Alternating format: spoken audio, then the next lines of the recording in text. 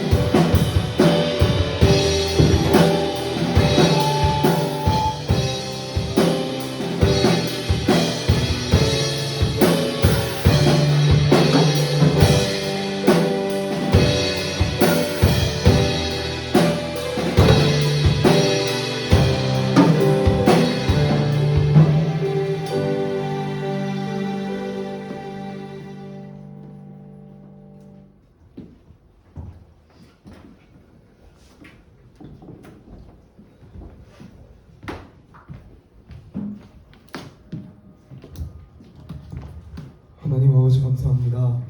오늘도 많은 예배자들이 그들의 시간을 내어 예배를 드리기 위해 모였습니다. 이 예배를 기쁘게 받아주셨고 거의 모든 학교가 시험이 끝나고 이제 방학을 바라보고 있습니다. 남은 학교 생활도 주님의 안에서 무사히 마칠 수 있도록 도와주시옵소서. 오늘 말씀 전해주실 전도사님께 능력 주셔서 우리가 이 세상을 살아갈 때 그 말씀을 기억하며 살아갈 수 있도록 도와주시옵소서. 항상 우리와 함께 하실 줄 믿으며 예수님 이름으로 기도드립니다. 아멘.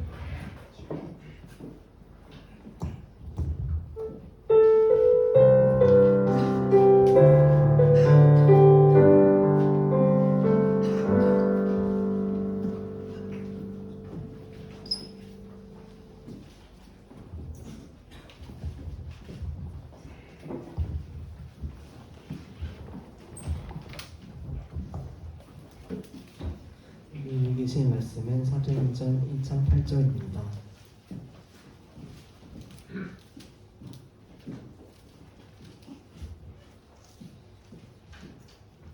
다 찾으셨으면 한 목소리로 읽겠습니다. 오직 성령이 너희에게 임하시면 너희가 권능을 받고 예루살렘과 온 유대와 사마리아와 땅끝까지 이르러 내 증인이 되리라 하시니라. 성갈의 찬양이 있겠습니다.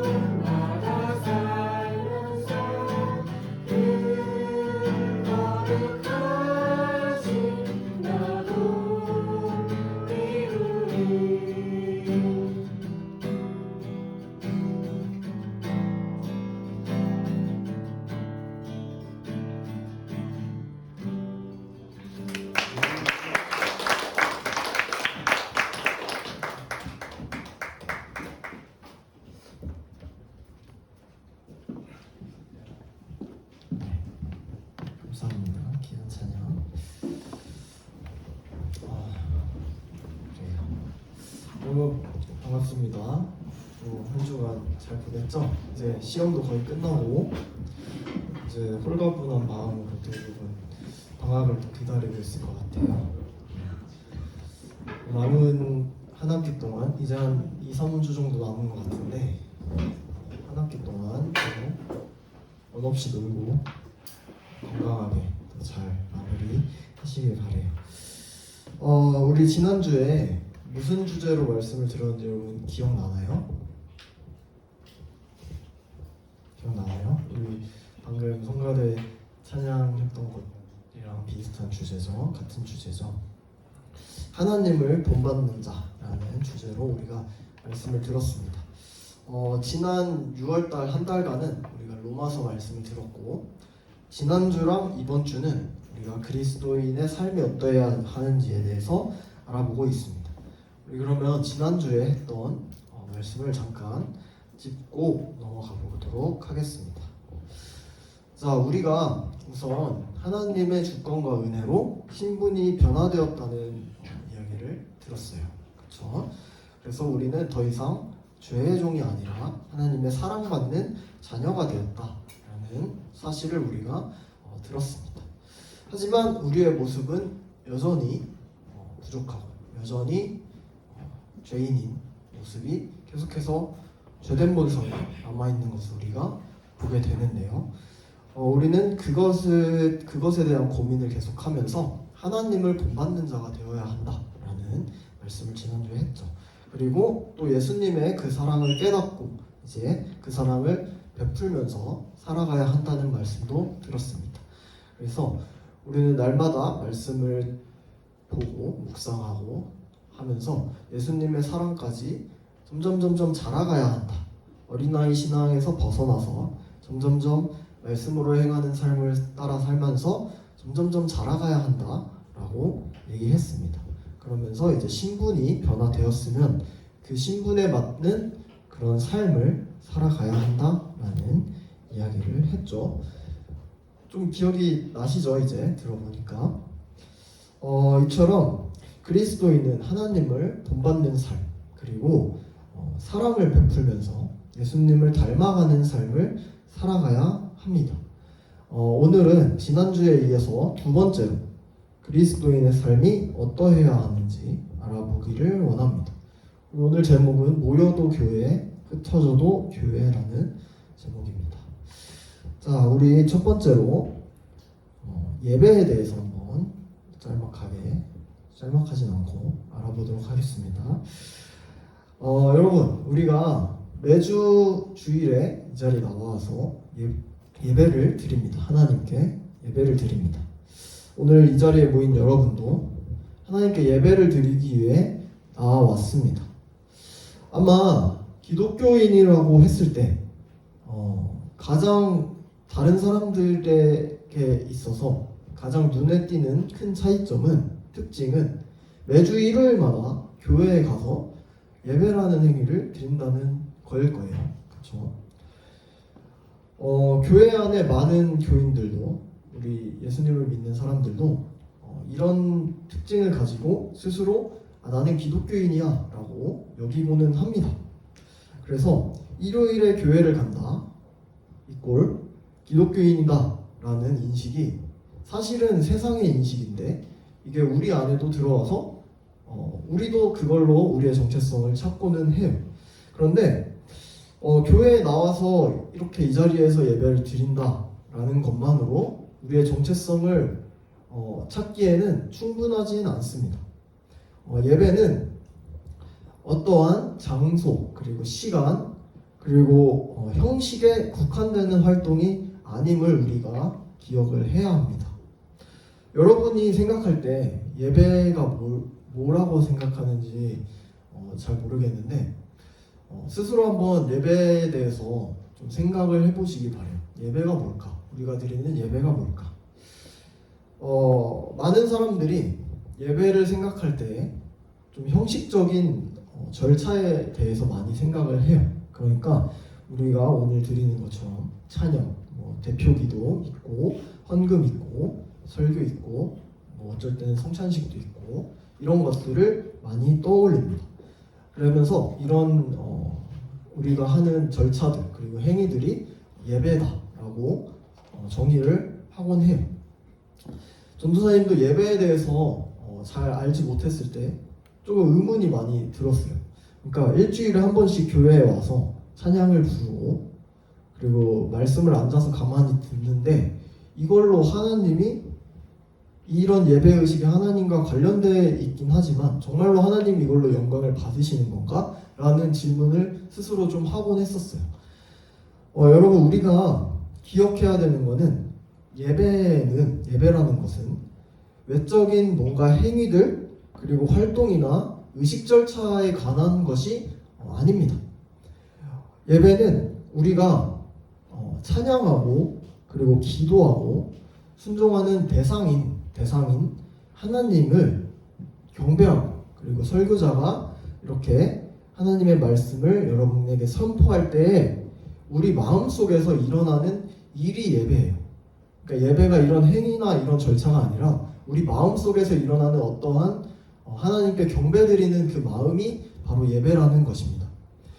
어떤 형식 절차라기보다 형식에 따라 이루어지는 활동에 대한 우리의 영적인 반응이 바로 예배라는 거예요. 조금 어려울 수도 있지만 그것이 예배입니다. 그러니까 우리가 드리는 이런 예배에서 중요한 요소는 예배의 형식이나 예배의 절차라기보다는 우리들의 마음 상태와 영적인 상태가 더 중요하다는 거예요. 결국에 예배에서 가장 중요한 것은 이 자리에 나온 여러분들이 예배자인가, 그리고 이 자리에 나온 여러분들이 하나님과의 관계가 제대로 형성되어 있는가가 가장 중요하다는 것입니다. 하나님은 인격적이신 분이에요. 하나님은 우리에게 자유의지를 주셨고 하나님은 우리에게 강제로 예배하게 하시지 않으셨고 우리에게 자유롭게 하나님을 사랑할 수 있도록 하나님을 사랑해서 선택해서 하나님을 예배할 수 있도록 우리에게 자유의지를 허락해 주셨습니다. 그래서 우리가 그냥 로봇처럼 나와서 아무 생각 없이 마음 없이 드리는 외적인 예배, 그냥 앉아서 드리고 가고 왔다 갔다 하는 이런 예배를 전혀 기뻐하지 않으십니다. 마음이 빠진 예배, 껍데기만 남은 그런 예배 행위를 하나님은 기뻐받지는 않으십니다. 그 예배 행위를 하는 그 사람이 참된 예배자인지가 중요한 것이에요. 그렇다면 반드시 그 예배자의 삶은 하나님 앞에서 바로 서야 하는 것이죠. 지금까지 전도사님이 앞에서 얘기했던 예배는 공적인 예배에 대해서 얘기를 한 거예요. 공적 예배에 대해서 얘기를 했습니다. 그러니까 오늘 이 자리에서 지금 주일에 이렇게 모여서 드려지는 예배, 그리고 성도들이 함께 모여서 하나님을 찬양하고 하나님께서 주시는 말씀을 듣는 것, 이런 활동들을 공적 예배다라고 우리가 볼 수가 있습니다. 그러니까 여러분들은 지금 공적 예배를 같이 우리가 성도들이 모여서 드리고 있는 거예요. 그런데 공적 예배를 위해서는 반드시 삶의 예배가 동반되어야 합니다. 끊임없이 하나님을 예배하는 삶 그 자체에서 공적 예배의 행위가 흘러나오는 것이에요. 월요일부터 토요일까지 하나님이 없는 것처럼 살아가다가 주일이 돼서 주일 하루만 교회에 나와서 예배 행위를 하는 것은 하나님께서 기뻐받는 예배는 아니라는 것이죠. 예배를 간단하게 표현하면 하나님을 공경하고 하나님을 경배하는 것이에요. 예배는 우리가 무언가를 받기 위해서 드리는 게 아니라 하나님께서 무언가를 우리에게 주시는, 은혜를 부어주셔야 하는 그런 절차가 아니라, 부어주실 수 있어요. 하나님께서 은혜를 부어주실 수 있지만 하나님께서 반드시 예배를 통해 우리에게 은혜를 부어주셔야 하는 것이 아니라 우리가 하나님께 우리의 마음을, 우리의 영적인 그 반응을 드리는 겁니다. 예배는 하나님께 드리는 겁니다. 우리가 삶의 예배를 드린다는 것은 뭐냐면 우리의 삶을, 우리 자신을 하나님께 드리고 하나님의 주권과 통치 아래서 매일매일을 살아가는 것을 의미합니다. 우리가 지지난주에 봤던 로마서 12장 1절 말씀처럼 하나님께서는 그런 우리의 삶을 우리가 드리는 합당한 예배로 받으시고, 그리고 우리의 삶을 거룩한 산 제물로 받으신다는 겁니다. 그러니까 우리의 공적 예배, 오늘 이렇게 나와서 드리는 공적 예배는 반드시 우리의 삶의 예배가 뒷받침되어야 하고, 그 삶의 예배는 나 자신을 하나님께 드리며 하나님을 우리의 주인으로 인정하는 것에서 시작이 되는 겁니다.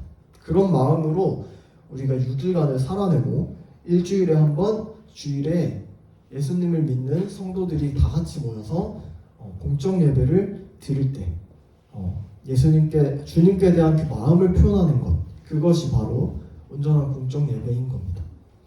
우리 함께 PPT에 나온 요한복음 4장 23에서 24절 말씀 함께 읽어보겠습니다. PPT에 나온 말씀 함께 읽어보겠습니다. 시작. 참되게 예배를 드리는 사람은 영과 진리로 아버지께서는 예배를 드리는 사람을 찾으신다. 하나님은 영이시다. 하나님께 예배를 드리는 사람은 영과 진리로 예배를 드려야 한다. 아멘. 이것은 하나님께 예수님을 만나서 예배에 대해서, 예배 장소가 어떠해야 합니까? 라고 물어보는 사마리아 여인에게 예수님께서 하신 말씀입니다. 참되게 드리는 예배는 영과 진리로 드리는 예배입니다. 이것은 교회에서 드리는 우리가 이렇게 드리는 공적 예배뿐만 아니라 성령님 안에서 하나님의 말씀에 순종하며 예수님의 말씀에 순종하며 그분과 관계를 이어나가는, 맺어나가는 그런 삶의 예배를 의미하고 있습니다. 예배받기 합당하신 하나님은 예배의 장소에 어떤 행위에 특정한 순간에 제한되거나 국한되는 분이 아니십니다. 하나님께서는 우리가 모든 삶을 들여서 모든 삶 가운데서 하나님을 경배하고 찬양하기를 원하시는 분이십니다. 하나님은 그렇게 삶의 예배를 드리는 참된 예배자를 찾고 계신 겁니다. 여러분들이 드리는 예배가 그저 의미 없이 지나가는 예배 시간이 아니라 매일의 삶 가운데서 하나님을 찬양하고 경배하는 그런 삶의 예배로 확장되기를 저는 소망합니다. 이어서 오늘 본문 말씀인 우리 사도행전 1장 8절 말씀을 함께 성경책으로 읽어보겠습니다. 사도행전 1장 8절 말씀입니다.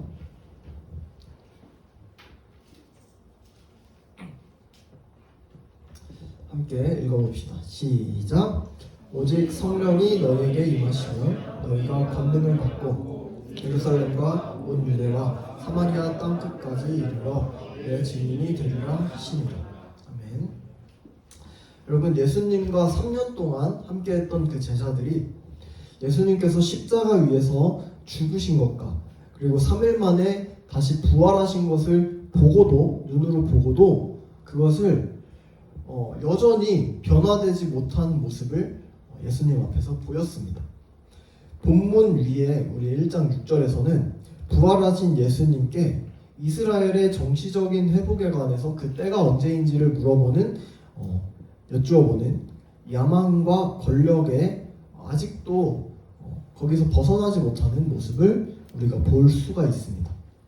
그런데 예수님께서 승천하시기 직전에, 하늘로 올라가시기 직전에 제자들에게 한 가지 놀라운 말씀을 하셨는데 그것이 바로 오늘 본문입니다. 아직도 본질을 깨닫지 못하고 헛된 소망을 품고 있는 제자들이 바라는 그런 권력이 아니라 이제 곧 성령님께서 오시면 제자들이 하늘이 주시는 권능과 힘과 능력을 받고 예루살렘뿐만 아니라 이스라엘을 넘어서 땅끝까지 세계 곳곳 온 세상에 이르러서 복음의 증인이 될 것이라고 말씀을 하십니다. 그런 정치적인 야망 이런 것들과는 비교도 되지 않는 놀라운 성령의 은혜가 부어질 것이다 라고 이야기를 하신 겁니다. 그리고 오늘 본문에서 나온 증인이라는 단어는 헬라 원어로 마르티스라는 단어입니다. 이 단어에는 증인이라는 뜻 말고도 목격자 그리고 순교자라는 뜻이 있습니다. 우리는 사도행전 2장에서 제자들이 마가의 다락방에서 불과 같은 성령의 충만함을 받은 사건을 보게 됩니다. 그 이후로 12제자들은 성령을 받고 세계 곳곳으로 뻗어나가면서 예수님께서 하신 본문의 말씀처럼 목격자로서 증인으로서의 삶을 계속해서 살게 됩니다. 사도들은 성령을 받은 이후에 예전에 연약했던 모습은 이제는 다 온데간데 없고 어딜 가나 담대하게 예수님을 전파하는 삶을 살아갑니다. 그러면서 예수님을 전하면서 받는 고난 그 가운데서 순교하는 사람들도 많이 일어나고 대부분의 사도들이 하나님 예수님을 전하면서 목숨을 잃는 순교자로서 인생을 마감하기도 했습니다. 우리 함께 그 뒤에 보면은 사도행전 4장 18절 21절 말씀이 있는데 그 말씀을 찾아보겠습니다. 사도행전 4장 18절에서 21절 말씀. 네. 193쪽에 있습니다. 네, 다 찾으신 줄 알고 함께 한 목소리로 읽어보겠습니다. 시작. 그들을 불러 경고하여 도무지 예수의 이름으로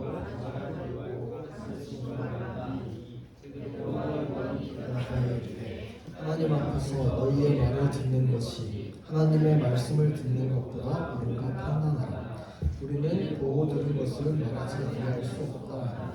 관리들이 백성들 때문에 그들을 어떻게 처벌할지 방법을 찾지 못하고 다시 명령하여 놓아줬으니 이는 모든 사람이 그 된 일을 보고 하나님께 영광을 돌리리라. 아멘. 이 본문은 베드로와 요한이 예수님을 전하고 복음을 전하고 병자들을 계속해서 고치는 기적을 보이자 유대인들이 그들을 보고서 위기감을 느낍니다. 그래서 그들을 불러가지고 예수님을 전하지 말고 복음을 전하지 말라라고 경고합니다. 그런데 베드로와 요한은 예수님을 직접 목격한 증인이었고 목격자였습니다. 그래서 보고 들은 것을 말하지 않을 수 없다. 그리고 하나님 앞에서 너희 말을 듣는 게 옳은지 하나님의 말을 듣는 게 옳은지 너희가 스스로 판단해봐라 라는 이야기를 하면서 아주 담대하게 그 신앙을 고백을 합니다. 우리 그 뒷장을 넘겨서 5장 40절 42절 말씀을 함께 읽어봅시다. 5장 40절에서 42절 말씀. 네, 함께 한 목소리로 읽어보겠습니다. 시작. 그들이 옳게 여겨 사도들을 불러들여 채찍질하며 예수의 이름으로 말하는 것을 금하고 놓으니 사도들은 그 이름을 위하여 능욕받는 일에 합당한 자로 여기심을 기뻐하면서 공회 앞을 떠나니라. 그들이 날마다 성전에 있든지 집에 있든지 예수는 그리스도라고 가르치기와 전도하기를 그치지 아니하니라. 아멘. 여러분, 사도들은 날마다 매일매일 성전에 있든지 집에 있든지 예수님을 전하고 전도하는 삶을 살아갔습니다. 어디에 가든지 어느 곳에 가든지 하나님을 예배하고 증인의 삶을 계속해서 살아갔습니다. 그러면 사도들만 그랬을까요? 사도들만 그랬다면은 복음이 이렇게 확장되기는 쉽지 않았겠죠. 사도들뿐만이 아니라 예수님을 믿은 예수님에 대해서 들은 모든 사람이 다 그랬습니다. 집사, 장로, 사도뿐만 아니라 예수님에 대해서 듣고 예수님을 주로 시인하고 믿은 사람들 모두가 어느 곳에 가든지 예수님을 전파하고 살아갔습니다. 그리고 고난을 당하는 삶을 살았지만 그 고난마저도 기뻐한다고 오늘 아까 말씀에 나와 있죠. 그들은 어디를 가나 어느 곳에 가나 교회를 세웠습니다. 왜냐하면 그들이 모인 곳이 바로 교회라는 사실을 알았기 때문이에요. 그 사람들은 지금처럼 건물을 짓지 않아도 집에서 모이고 심지어는 지하 동굴 같은 데서 모여가지고 예수님을 같이 나누고 예수님을 전하고 하나님을 찬양하고 예배를 드렸습니다. 또 흩어져서 각자의 삶에서는 선행을 베풀고 사랑을 베풀면서 참된 그리스도인의 삶을 살아갔습니다. 그러니까 그분들은 초대교회 성도들은 모여도 교회였고 흩어져도 교회였습니다. 우리 함께 PPT에 나온 고린도전서 6장 19에서 20절 말씀 함께 읽어보겠습니다. 시작. 여러분의 몸은 여러분 안에 계신 성령이라는 것을 알지 못합니까? 여러분은 성령을 하나님으로부터 받아서 모시고 있습니다. 여러분은 여러분 자신의 것이 아닙니다. 여러분은 하나님께서 값을 치르고 사들인 사람입니다. 그러므로 여러분의 몸으로 하나님을 영화롭게 하십시오. 아멘. 여러분, 사도 바울은 예수님을 믿는 그리스도인은 모두 각 사람이 하나님의 성전이라고 말하고 있습니다. 여러분 각 사람이 다 그 안에 성령님이 거하시는 성전인 것입니다. 여러분 교회는 눈에 보이는 건물이 아닙니다. 그 개념이 아닙니다. 예수님을 믿는 모든 사람들이 다 교회입니다. 또 그 사람들이 모인 공동체가 교회 공동체인 겁니다. 그러니까 장소에 상관없이 예수님을 믿는 여러분이 가는 그 모든 곳이 다 교회인 것입니다. 더 나아가서 오늘 사도행전에서 볼 수 있듯이 교회는 예수님을 믿는 성도들은 모두 선교적인 공동체였습니다. 예수님의 제자들과 초대교회 성도들은 언제나 그 안에서 그냥 머물러 있기보다는 밖으로 나아갔어요. 계속해서 함께 모여서 성도의 교제를 이루면서도 언제나 믿지 않는 사람들에게 그들이 믿는 예수님을 전하고 살아갔습니다.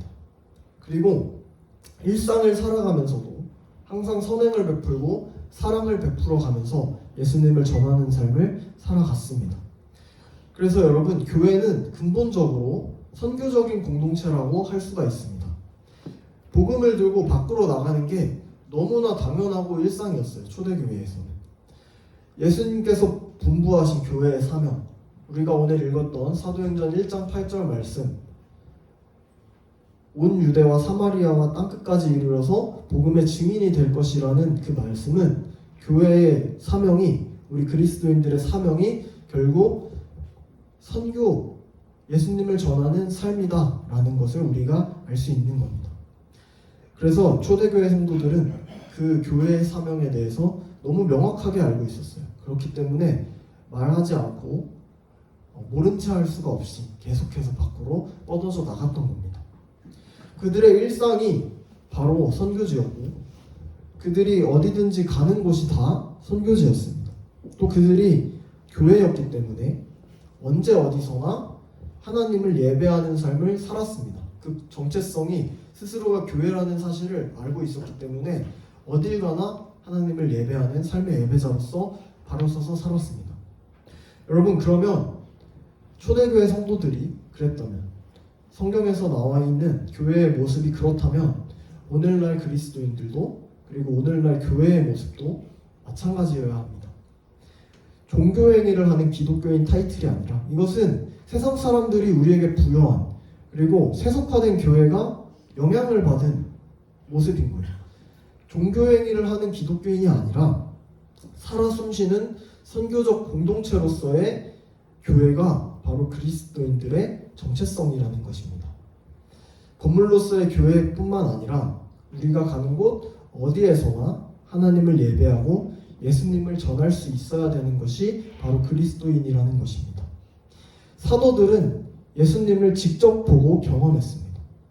그렇게 증인의 삶을 살아갔습니다.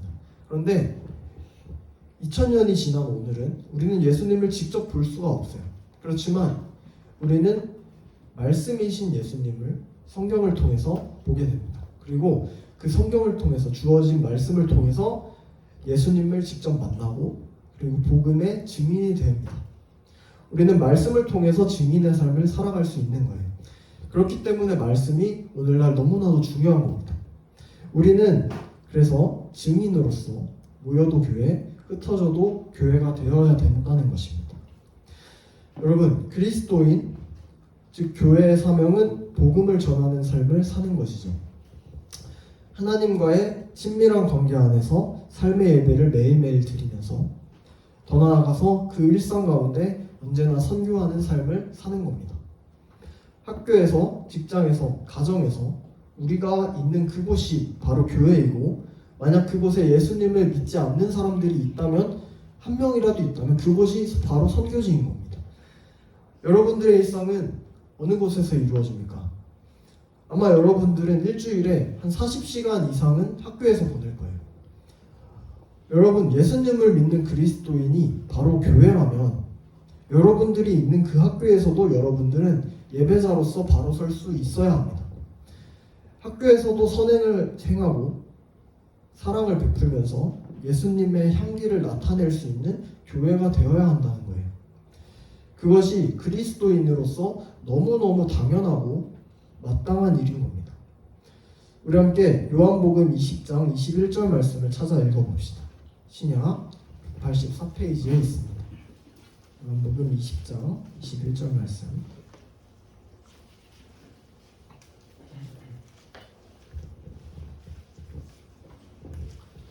신약 184페이지에 있습니다.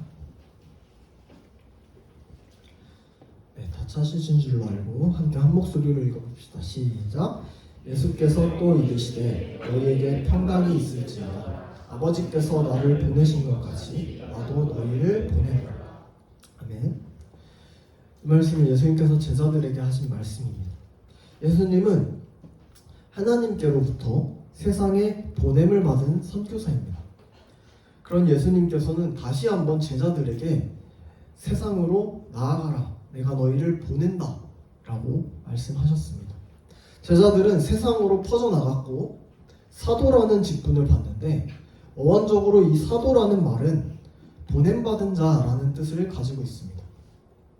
복음을 위해 세상으로 보냄받은 자가 곧 사도인 것입니다. 여러분, 사도들과 마찬가지로 예수님의 제자인 우리들은 예수님에 의해서 세상에 보냄을 받은 존재입니다. 그리스도인은 보냄을 받은 존재, 복음을 위해서 보냄을 받은 존재라는 사실을 여러분들이 기억을 해야 합니다. 학교도 직장도 심지어는 집에서도 복음이 없는 곳이라면 그곳이 어디든지 선교지가 될 수 있습니다. 그러니까 여러분은 보냄받은 작은 선교사라는 거예요. 모든 교회 그리고 모든 그리스도인들은 선교를 하는 공동체여야 합니다. 전도를 하는 공동체여야 합니다. 뭔가 선교에 대해서 해외에 나가서 거창하게 해야 한다라고 생각을 할 수도 있는데, 이제 코로나 풀리면서 지금 단기 선교 나가는 교회들이 굉장히 많은 것 같아요. 근데 그게 다 그것만 선교가 아니라 우리가 일상에서 어느 곳에서든 뭔가 엄청나게 거창한 것이 아니라 우리가 살아가는 그 자리에서 선행을 베풀고 예수님을 전하는 그것이 바로 우리가 교회로 부름받은, 교회로 보냄받은 그 목적에 맞는 합당한 선교가 될 수 있다는 겁니다. 그래서 예수님을 믿지 않는 친구들에게 복음을 전하고 선행을 베풀면서 일상을 살아가는 여러분들이 바로 작은 선교사, 예수님께서 보내신 선교사라 할 수 있을 것 같습니다. 말씀을 맺겠습니다. 그래서 여러분들이 예수님을 믿는 그리스도인이라면 학교에 있든 학원에 있든 집에 있든 하나님 앞에서 먼저 온전한 예배자가 되기를 소망합니다. 삶의 예배자가 되기를 소망합니다. 그리고 여러분들이 일상을 살아가는 곳에서 학교가 됐든 집이 됐든 어디가 됐든 예수님의 몸된 교회로서 선행을 베풀고 사랑을 전하면서 살아가야 합니다. 이거는 선택이 아니라 필수이고 그리스도인이라면 마땅히 해야 되는 의무예요. 여러분은 학교로 보냄을 받은 작은 선교사라는 사실을 여러분들이 기억하시길 바래요. 그냥 나는 일주일에 한번 예배 드리고 다니니까 그리스도인이다 라고 하는 게 아니라 여러분은 세상에 보냄받은 존재입니다. 선교사라서 목사님이라서 전도사님이라서가 아니라 모든 교회는 여러분들 각 사람이 교회인데 모든 교회는 예수님께서 보내신, 이 세상에 보내신 선교사라는 거예요. 그렇기 때문에 선생님들도 마찬가지겠죠. 선생님들도 마찬가지로 직장에서, 그곳에서 보냄받은 선교사예요. 그 정체성을 우리가 잊어서는 안 돼요. 그곳이 우리의 선교지고 우리가 가는 그 어디든지 그곳이 바로 교회입니다. 우리가 모이면 그곳이 교회입니다. 이곳에서 여러분들이 그리스도인이든 학교에서도 여러분들은 그리스도인이에요. 학교에서도 여러분은 예배자고요. 학교에서도 여러분은 교회예요. 그 정체성을 우리가 기억하고 우리 달려온 공동체는 모여도 교회, 흩어져도 교회라는 사실을 기억하면서 이번 한 주간 또 보냄받은 작은 선교사로서 일상을 살아가는 여러분이 되시기를 주님의 이름으로 축복합니다. 이 시간 함께 예배자, 아무도 예배하지 않으면 찬양하겠습니다.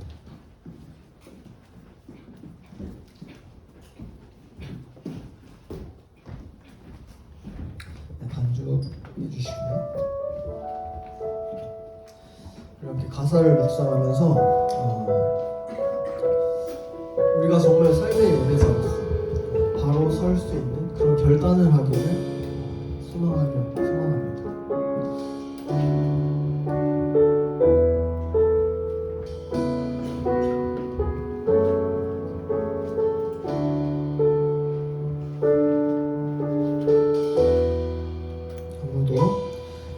아무도 예배하지 않는 그곳에서 주를 예배하리라. 아무도 찬양하지 않는 그곳에서 나 주를 찬양하리라. 누구도 헌신하지 않는 그곳에서 주께 헌신하리라.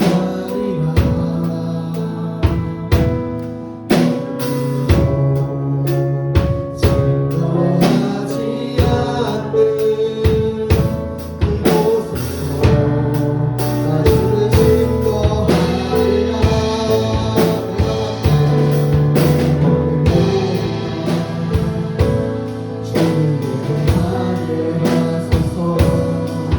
주의 오늘도 덮어지게 하소서. 내가 서리고 주의 거룩한 곳에 하소서. 주의 향기로 그들이소서. 내가 밟는 곳에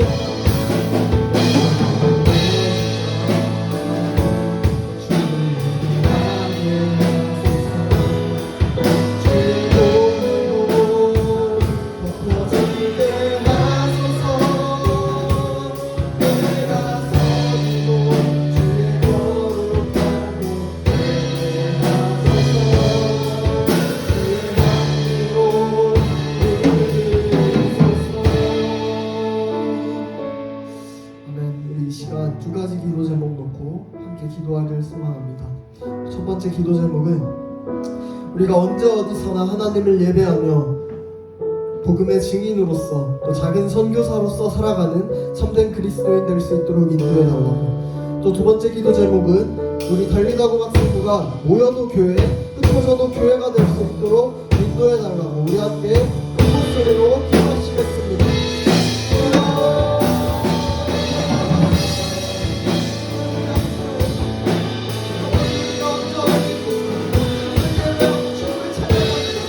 주의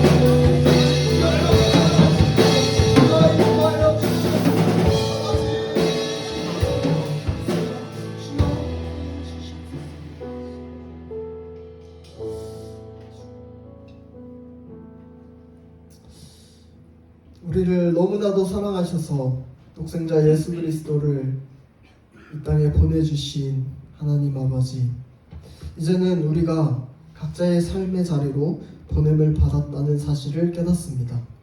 우리가 가는 곳 어디에서나 주님을 예배하고 또한 복음을 전하는 작은 선교사로서 증인으로서 살아갈 수 있도록 성령님께서 늘 동행하여 주시옵소서. 일주일에 한 번 교회에 나와서 예배 행위를 하는 것으로 우리의 예배가 끝나는 것이 아니라 우리의 삶이 온전히 하나님께 합당한 예배로 드려지기를 원합니다. 이 시간 이곳에서 모여서 하나님께 예배를 드렸습니다. 이제는 한 주간 또다시 각자의 삶으로 흩어집니다. 우리가 각자의 자리에서 보냄받은 작은 선교사로서의 역할을 다하기를 원합니다. 그곳에서 하나님을 예배하는 예배자로 바로 서기를 소망합니다. 성령님, 이 자리에 모인 우리 모두와 동행하여 주시옵소서. 또한 그렇게 한 주를 보내고 다시금 이 자리에 모여서 주님을 예배할 때 주님께서 우리의 삶을 흠없는 제물로 기쁘게 받아주시고 우리의 예배를 기쁘게 받아주시기를 우리가 바랍니다. 모여도 교회, 흩어져도 교회라는 정체성을 기억하면서 한 주를 살아가는 우리 달리다가 될 수 있도록 성령님께서 함께 해주시길 원하며 이 모든 말씀 예수 그리스도의 이름으로 기도드렸습니다. 아멘. 네, 우리 하나님께 영광의 박수를 올려드립니다.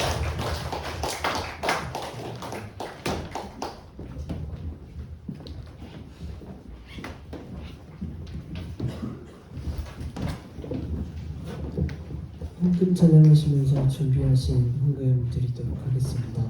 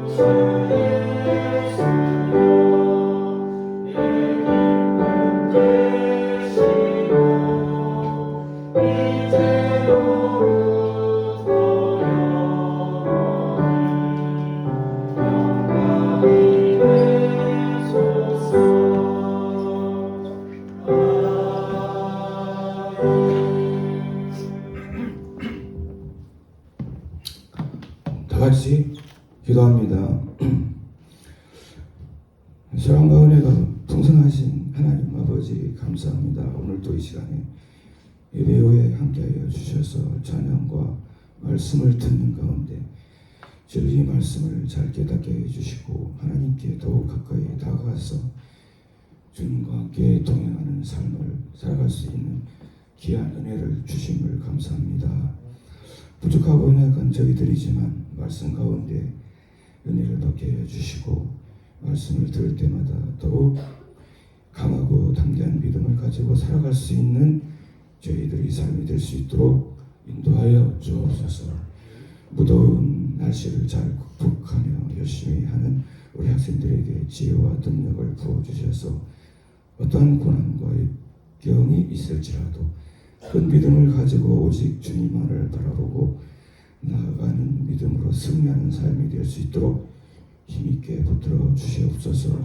이 시간 마음과 정성을 다하여 드리는 예물 기쁘게 받아주시고 풍성한 은혜로 채워주실 줄 믿사오며 사랑이 많으신 예수님의 이름으로 기도드립니다. 아멘.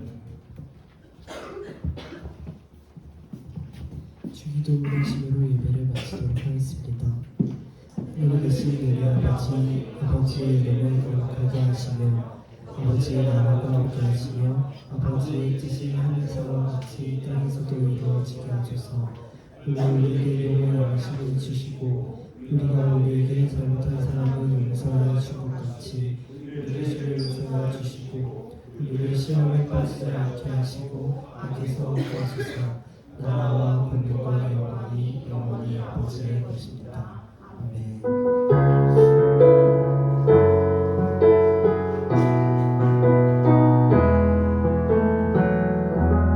전도사님 나오셔서 공부하겠습니다.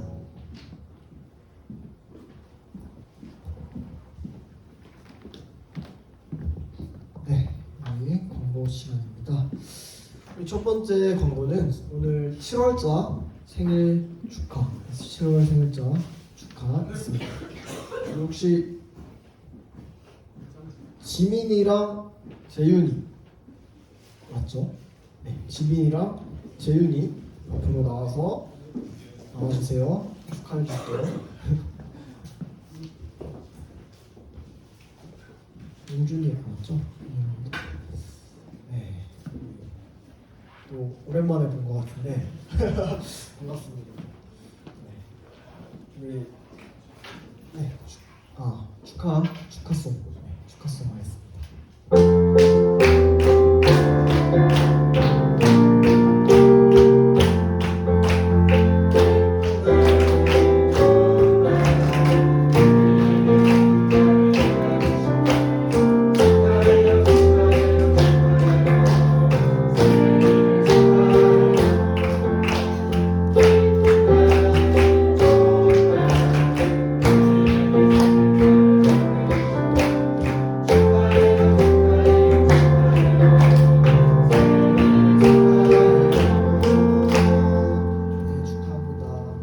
기도하겠습니다.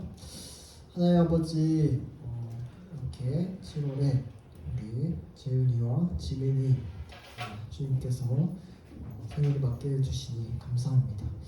주님, 이 땅에 주님께서 보내신 이유를 우리가 깨닫게 하시고 또 그 삶의 목적을 찾아서 그 주님께서 보여주시는 그 사명을 따라서 잘 살아갈 수 있는 귀한 주님의 종 될 수 있도록 인도하여 주시옵소서. 감사드리며 예수님 이름으로 기도드렸습니다. 네, 축하해요. 네, 자, 두 번째 광고입니다. 우리가 7월 30일 주일 마지막 주일 2부 예배 때 학생부 특송이 있어요, 본당에서. 근데 임역원들이 하는데 혹시라도 같이 참여하고 싶은 친구가 있다면 우리 주호 회장님께 얘기를 해주시면 되겠습니다. 아직 고급 미정이고요. 혹시 희망자 있으면 주호 회장님께 얘기를 해주시면 감사하겠습니다. 네, 그 다음 광고는 우리 수련회가 한 3주 정도 남았습니다. 수련회는 3주 정도 남았는데 우리가 릴레이 기도를 하려고 합니다. 그래서 선생님들과 우리 학생들 릴레이 기도를 할 건데 우리 수련회 참여하는 친구들은 이제 다 포함이 되고요. 그래서 그 릴레이 명단이 나왔고요. 이제 오늘 중으로 공지를 드릴 거예요. 그리고 수련회 참여하지 않는 친구들도 같이 우리 공동체를 위해서 기도하고 또 각자의 신앙 기도 제목을 위해서 또 기도하는 시간 가졌으면 좋겠습니다. 그래서 따로 또 공지를 드리도록 하겠습니다.